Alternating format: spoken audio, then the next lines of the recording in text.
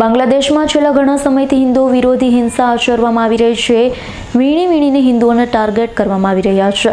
બાંગ્લાદેશની હિન્દુ વિરોધી હિંસાના પડઘાવે ગુજરાતમાં પણ પડ્યા છે. નર્મદા જિલ્લાના મુખ્ય મથક રાજપીપળા ખાતે વિશ્વ હિન્દુ પરિષદ અને અન્ય હિન્દુ સંગઠનોએ વિરોધ પ્રદર્શન કરી રેલી કાઢી બાંગ્લાદેશમાં હિન્દુઓ પર થઈ રહેલા અત્યાચારનો વિરોધ કર્યો.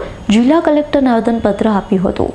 બાંગ્લાદેશમાં હિન્દુઓ પર થઈ રહેલા અત્યાચારના વિરોધમાં નર્મદામાં સફેદ ટાવર પાસે એક વિશાળ રેલી કાઢી હિન્દુ સંગઠનોએ વિરોધ પ્રદર્શન કર્યું હતું. હિન્દુ સંગઠનોએ કહ્યું છે કે સાધુ સંતો પર અત્યાચાર સહન કરવામાં આવશે નહીં. હિન્દુ સંગઠનોએ માંગણી કરી છે બાંગ્લાદેશમાં ધરપકડ કરાયેલા ઇસ્કોનના સંતોને પણ મુક્ત કરવામાં આવે. નોંધવા જેવું છે કે છેલ્લા કેટલાક દિવસથી બાંગ્લાદેશમાં હિન્દુ વિરોધી હિંસાનો વેગ વધ્યો. ઇસ્કોનના પ્રતિષ્ઠિત સંતોને વોરંટ વગર જ પોલીસ પકડીને લઈ જઈ રહી છે. રાષ્ટ્રદ્રોહ તથા ઈશનિંદા જેવા ખોટા આરોપો પણ લગાવવામાં આવી રહ્યા છે. તાજેતરમાં જ હિન્દુઓના પવિત્ર 3 મંદિરો પર ઇસ્લામી ટોળાએ હુમલો પણ કર્યો. સ્વામિનારાયણ સંપ્રદાયના સ્વામીએ કહ્યું છે કે હવે આપણે હમ દો હમારે દો નહીં પણ 4 પેદા કરવા પડશે. હિન્દુઓની વસ્તીમાં વધારો થાય નહીં તો ભારતમાં પણ બાંગ્લાદેશ જેવી પરિસ્થિતિનું નિર્માણ થઈ શકે છે. ભારતના હિન્દુઓએ બંગડી નથી પહેરી. હિન્દુઓ ક્યારેય કાયર છે નહીં અને રહેવાના પણ નથી. જરૂર પડે ત્યારે માળા ફેરવવાવાળા ભાલા પણ ફેરવી જાણે છે.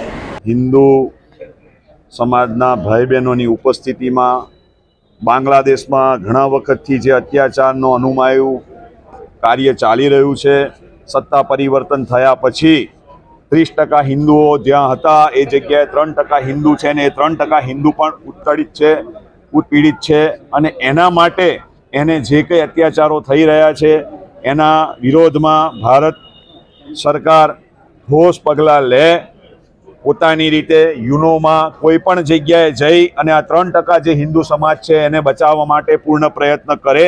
એના અનુસંધાન રૂપે આજે અમે કલેક્ટર શ્રી નર્મદાને આવેદનપત્ર આપ્યું છે. સાથે તમામ સાધુ સંતો અને તમામ હિન્દુ ભગીની સેનાઓના તમામ હોદ્દેદારો પણ ઉપસ્થિત છે. અમારું કહેવાનું એટલું જ છે કે આજે હિન્દુઓ જાગે અને હિન્દુઓની એકતા હશે તો આ બધું અટકશે. અને ભારત સરકારને પણ કરબદ્ધ પ્રાર્થના છે સાધુ સમાજ વતી, હિન્દુ સમાજ વતી, કે કોઈ પણ સંજોગોમાં આ યાતનાઓ અટકવી જોઈએ કે જે બાંગ્લાદેશ આપણા જ આશીર્વાદથી ઊભું થયેલું છે એ જ બાંગ્લાદેશના સત્તાધીશો શાન ખોઈ બેઠા છે. એમની શાન ઠેકાણે લાવે એવા પ્રયત્ન કરવા જોઈએ અને એ જ રીતે એમની જોડે વર્તન કરી અને એની જોડે ઈંટનો જવાબ પથ્થરથી આપી અને શાનમાં સમજાવી અને હિન્દુઓની રક્ષા કરવી જોઈએ. ત્યાં મઠ મહંતો છે, મંદિરો છે, મંદિરો છે, જે કંઈ હિન્દુઓના આસ્થાના કેન્દ્ર છે નષ્ટ થઈ રહ્યા છે. હિન્દુ સમાજ નષ્ટ થઈ રહ્યો છે, સાધુ સમાજ નષ્ટ થઈ રહ્યો છે.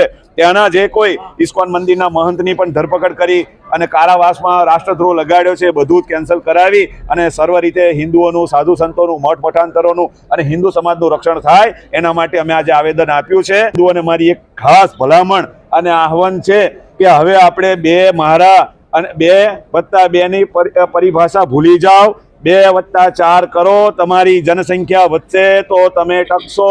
બાકી તમારા માટે જે બાંગ્લાદેશની પરિસ્થિતિ છે એ કાલે અહીં પણ આવીને ઊભી રહેશે. તમારી જનસંખ્યામાં વધારો કરો અને આગળ આવો અને હિન્દુઓની એકતા માટે કામ કરો એવી મારી અભ્યર્થના. અસ્તુ. ધન્યવાદ. સિદ્ધેશ્વર સ્વામી, રાજપીપળા, સ્વામિનારાયણ ગુરુકુળ. દીપક જગતાપનો રિપોર્ટ, S9 ન્યૂઝ, રાજપીપળા.